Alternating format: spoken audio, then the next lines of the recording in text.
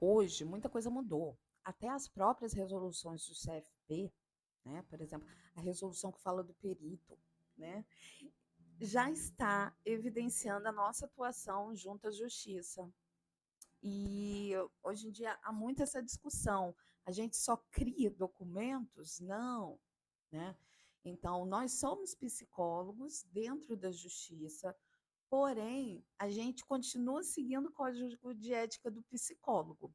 Nós não temos a mesma ética de sigilo como na clínica. Então, a gente vai fornecer informações, mas não violar os direitos humanos, porque a gente precisa lembrar que a gente fez psicologia e que está lá explícito no código de ética do psicólogo algumas coisas que nós psicólogos. Olá, gente, bom dia.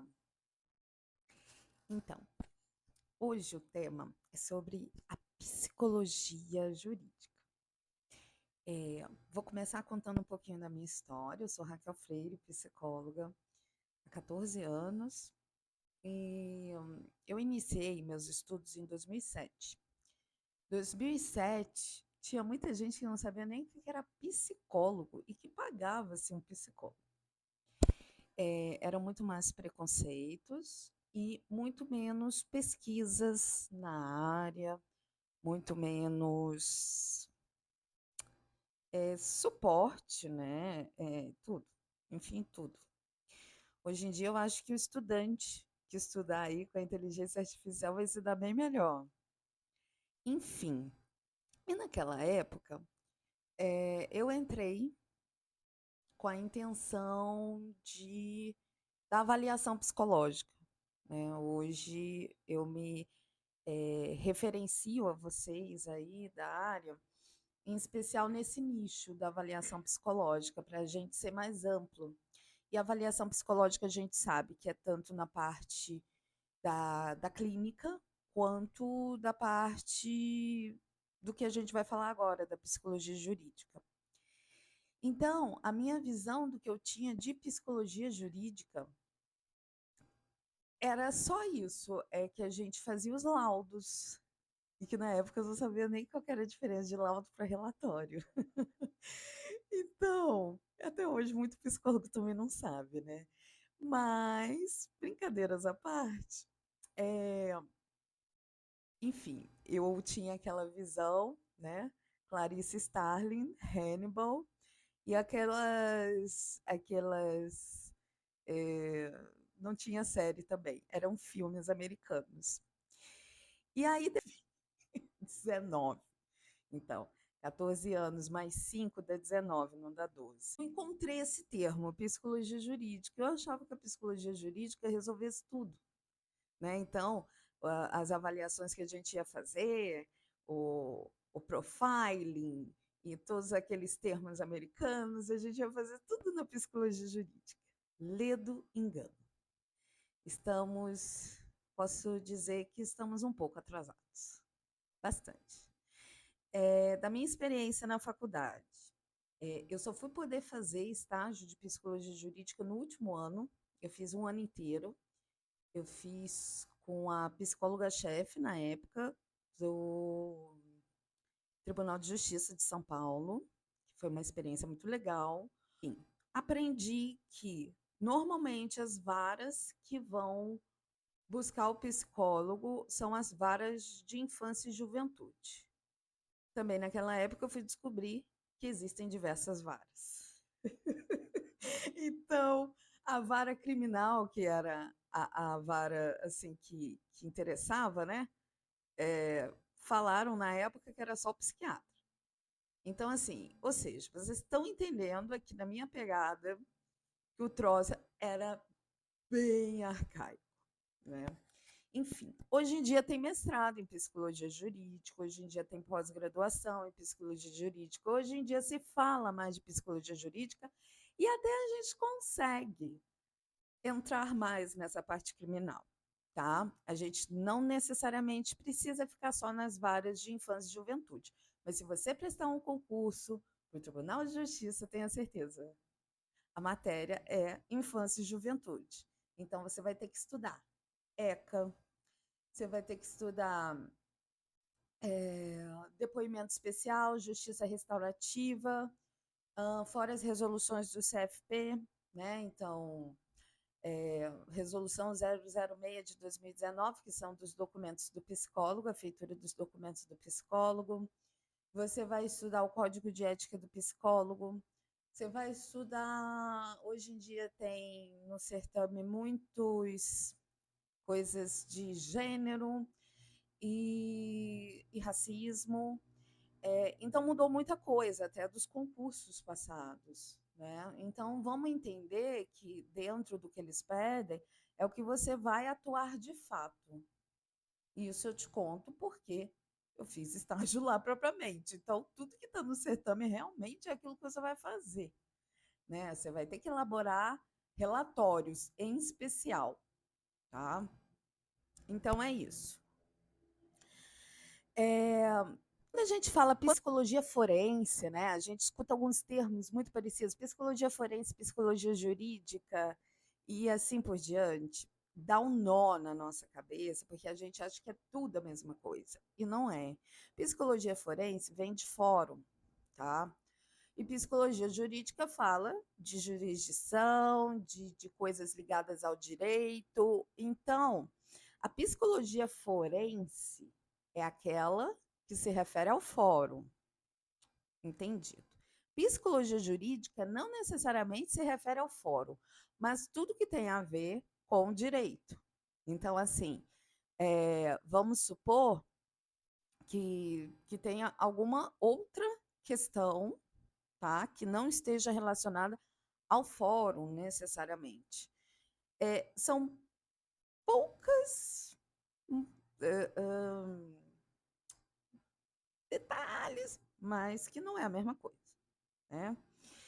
Então, a gente vai falar exatamente da integração da psicologia e do direito. Né? São duas profissões completamente diferentes. Né? A psicologia estuda o comportamento humano e o direito sobre as pessoas, suas regras e seu comportamento em sociedade.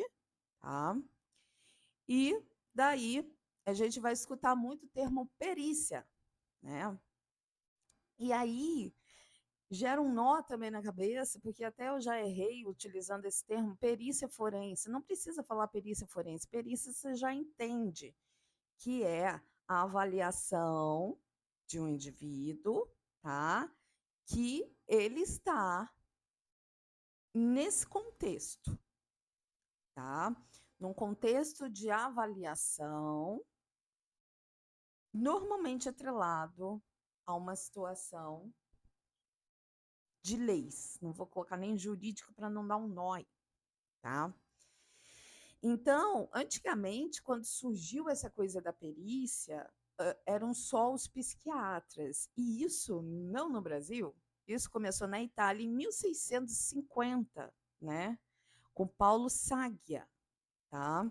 Então, quem veio abrindo caminho foram os médicos, e por isso que ainda hoje a gente tem essa herança de que associa somente perícia a médico, né? Vou fazer um outro vídeo, senão vai cortar e eu vou perder.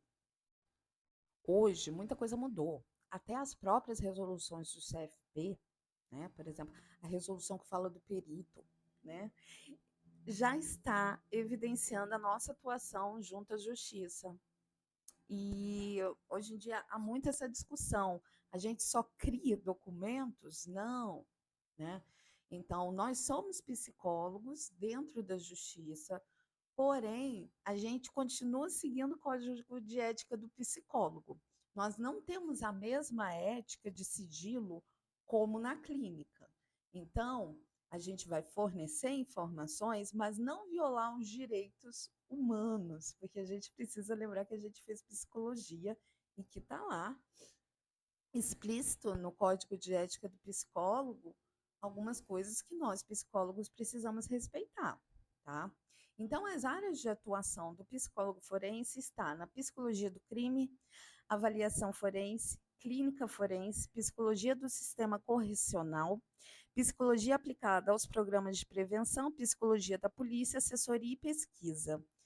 Aí eu te pergunto, quais desses existem no Brasil, né? A Polícia Federal agora está começando a se chegar próximo da psicologia, né? Assim, no que se refere a cargos propriamente de psicólogos, né? Porém, entretanto, essas questões que a gente vai ver realmente, assim, mais de perfis e tal, isso vai ser para fora do país. Mas a gente também não pode esquecer que nós somos uma única psicologia, né? Então, nós temos uma psicologia mundial, a gente não pode ficar só na psicologia brasileira como achando que é a única coisa que existe no mundo, que não é. Então, a gente precisa também querer evoluir, querer saber o que os nossos colegas nos outros países estão fazendo, não é mesmo? Então, a psicologia do crime, por exemplo, é a ciência que estuda os processos comportamentais do adulto e jovem infrator. Até no jovem infrator é matéria, né? Porque a gente sabe que o jovem ele não pratica crime. Até 18 anos ele faz infração. Diz respeito a como o comportamento criminoso é adquirido, evocado, mantido e modificado. O criminólogo utiliza o método científico para responder questões relativas a crimes e pessoas envolvidas com crime. A psicologia criminal examina e avalia a prevenção, intervenção e estratégias de tratamento direcionadas a reduzir os comportamentos criminosos e antissocial. Olha que maneiro. E aí, quando a gente vai ver essas questões, por exemplo, de sociopata, né, estudos relacionados, a gente vai ver mais lá para fora. Como Robert Hurt, que criou a escala Hurt, né? Então, eu acho que é uma das poucas escalas que tem sobre sociopatia. Não vou adentrar muito aqui, mas só para a gente chegar aqui. Vamos lá. Avaliação forense é o cerne da psicologia forense. É imprescindível ao profissional forense identificar quadros psicopatológicos em suas especificidades, a fim de determinar a responsabilidade do indivíduo sobre seus atos. Saber se ele realmente tem posse das suas faculdades mentais é interesse do psicólogo e é interesse da avaliação psicológica dentro de contexto forense. Então, a gente precisa utilizar meios científicos para comprovar o que nós avaliamos ali. Essa avaliação e intervenção por meio de estudos científicos subsidiarão decisões apropriadas dos operadores do direito, juízes, promotores e advogados. Uma de suas funções primordiais é a de desenvolver testes psicológicos para avaliação de risco e propor e avaliar protocolos apropriados para os vários indivíduos que estão envolvidos com o direito. Essa atividade do psicólogo, falando sobre as resoluções, né, do Conselho Federal de Psicologia, a gente também encontra, é interessante, não só a 006 de 2019, mas a 007 de 2003, que fala que é o manual de elaboração de documentos escritos produzidos pelo psicólogo decorrentes de avaliação psicológica. O psicólogo forense poderá avaliar a responsabilidade criminal, a necessidade de internamento ou desinternamento de jovens infratores, o grau de periculosidade do agressor, o grau de sequelas da vítima, a ocorrência do abuso sexual, as condições dos genitores e uma disputa de guarda, a necessidade da destituição do poder familiar, a ocorrência da alienação parental, do assédio moral no trabalho, enfim, situações em que a justiça necessita parecer técnico sobre a condição psicológica do agressor ou da vítima. A avaliação forense deverá levar em conta a idade, o gênero, tipo do crime cometido e a gravidade do mesmo. Principalmente fundamentará em teorias e pesquisas relacionadas Vamos lá. A clínica forense. A clínica forense é uma coisa que não existe no Brasil, então não vou adentrar. Ela é definida pela APA. A APA é uma associação dessa parte, né, de psicologia jurídica, só que ela está é,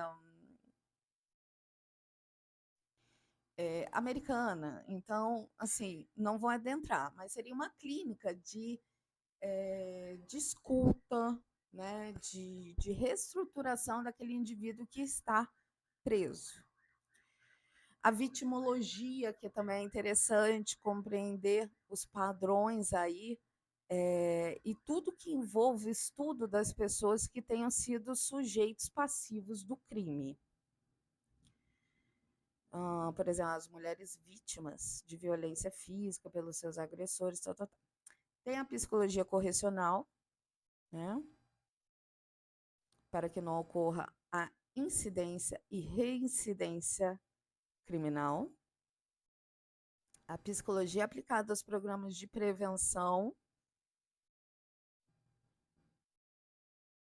A psicologia da polícia, que também não existe no Brasil. Assessoria ou consultoria, tá? Que aí a gente vai entender mais isso aqui, assessoria ou consultoria, também no assistente técnico, porque há diferença entre o perito do juízo, por exemplo, quando a gente vai ver ali um cargo, o que seria ali o psicólogo forense, né? Analista judiciário. Mas nas provas está perito, né? Porque ele não deixa de ser um perito, ele segue a resolução do Conselho de Psicologia enquanto perito. Só que ele é um perito do juízo, ou seja, do juiz. Então ele foi designado pelo juiz, mas há também o perito que ele não é propriamente do tribunal, ele não é aquele concursado. Ele é um perito também nomeado pelo juiz para subsidiar, dentro de seus documentos, a avaliação desse caso. E há o assistente técnico, que é de alguma das partes, contratado por alguma das partes para falar sobre as partes. Então, eu acho que, entendendo esse princípio, eu vou citar aqui, eu estou falando do. Ai, vai acabar e eu estou com medo de perder. Introdução à psicologia forense. Ele, vocês vão encontrar aí como Paulo Inês Cunha Gomide, é o nome da autora.